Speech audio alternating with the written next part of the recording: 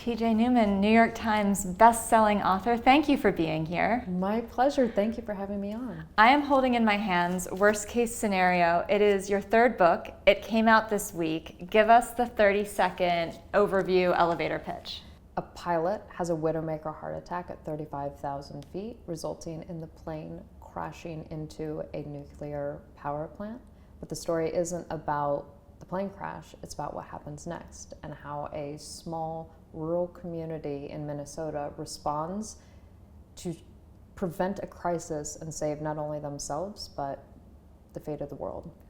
The fate of the world sounds dramatic, but there was a whole paragraph kind of in the beginning, enough of the beginning of the book that I don't think this is spoiling, where you talk about the food system and the populations, and those statistics felt real.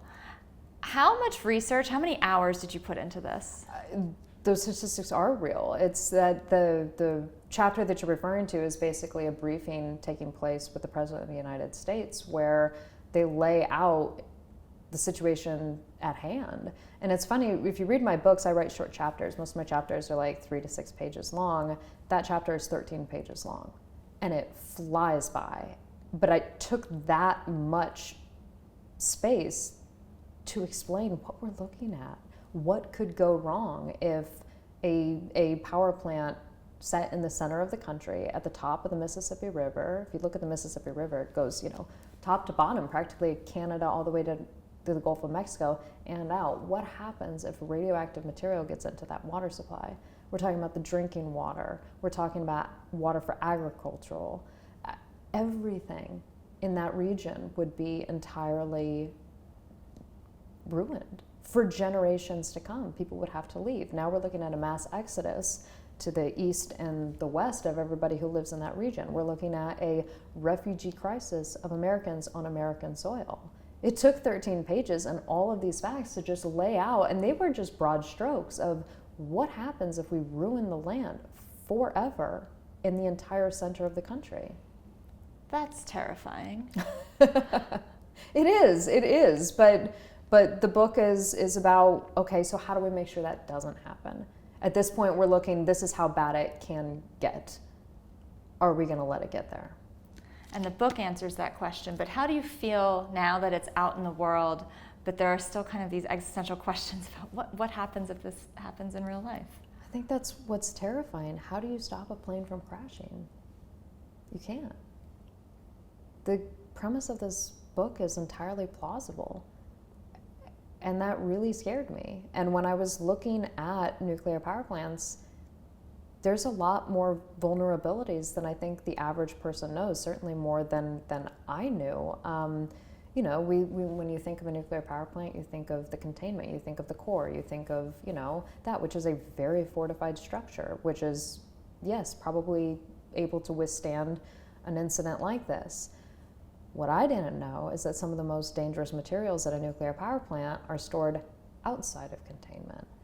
There's a lot more vulnerabilities beyond just the core. What happens if something goes wrong there? And that's what we get into in the book. The stories that you are telling are terrifying. I mean, worst case scenario literally starts with a pilot having a widowmaker heart attack. And that's just the first chapter. Where did this idea come from? Where do your dark ideas, thrilling ideas, but dark ideas come from? That's actually the first sentence. It's no spoiler. The first sentence is pilot has a heart attack and dies. I worked as a flight attendant for 10 years, and I know my thoughts are dark, if you want to say that, but really, I'm thinking the way that you want your pilots and flight attendants thinking. This is how we're trained to think. We're trained to think about what could go wrong. And if it does, what am I going to do about it? We study accidents and incidents, policy and procedure, so that we know how to respond in an incident. We study an accident to say what the crew do right, what the crew do wrong, and how would I handle it. My books are big, dramatic, blockbuster sort of dramatizations of exactly these scenarios. Everything involved is something that could happen on the plane or has happened on the plane. But worst case scenario involves a nuclear plant. And that is an extra level of scary. And I don't know how much to give away here, but can you talk about the conversation that led to this idea? When I was doing research for my first book, Falling, I was still a working flight attendant. And I would ask pilots every day questions about, the nuts and bolts of flying, policy and procedure, those types of things. But I would also ask them about the emotional side of being a pilot, the mental side of being a pilot. And the question that I asked all of them was, what's your worst fear? As a pilot, what's your worst fear? And one day I had a pilot who looked me dead in the eye and said, my biggest fear is a commercial aircraft crashing into a nuclear power plant.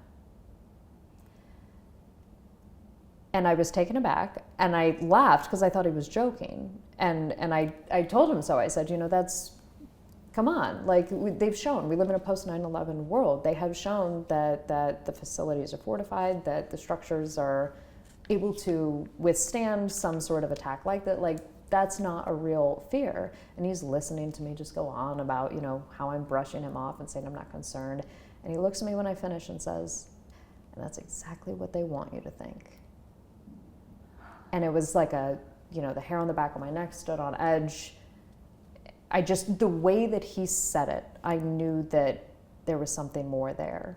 And so when I went to write my third book and I wanted to come up with an idea that was bigger than my first two, I went back to that and I said, let me just see if there's anything there. I don't think there is, but let me just see if there's anything there. So I started researching for the book, and it did not take me long to realize that there was a lot of validity to his fear.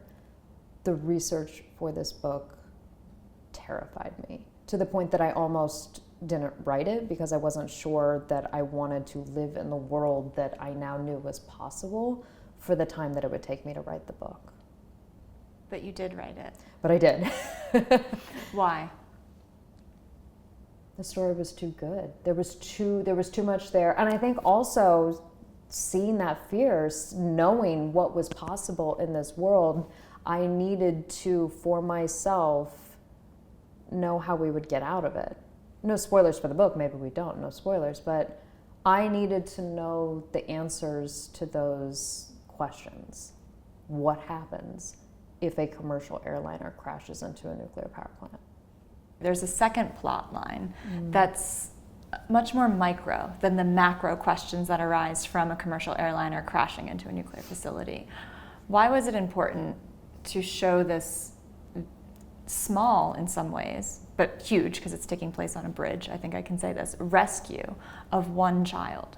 I write epic stories, right? This story is about the potential fate of humanity coming into question, right? This is a genuine worst case scenario. The events that come to pass as a result of this plane crash create a scenario so dire that we are honestly looking at the fate of mankind, which for the average person is really hard to conceptualize. It's just too big, right? The fate of humanity, that's an enormous concept to really wrap your mind around if we even can. So I created the secondary storyline of a rescue on a bridge of one person, one little boy. I did that as a reminder for both the reader and for myself of, like you said, the macro and the micro. This is what we're fighting for. This is what we're working so hard for. When we talk about the fate of humanity, that's us. That's one person, that's the individual. And if we're not fighting as hard for the one individual on the bridge as we are for everyone, what are we doing? What is the whole if not the individual? And so it was a nice way, both for the reader and for myself, to kind of go back and forth as a reminder of what we're doing. What do you want audiences to take from worst case scenario? That we can do hard things together. And even if we don't achieve hard things, we're still going to do them together.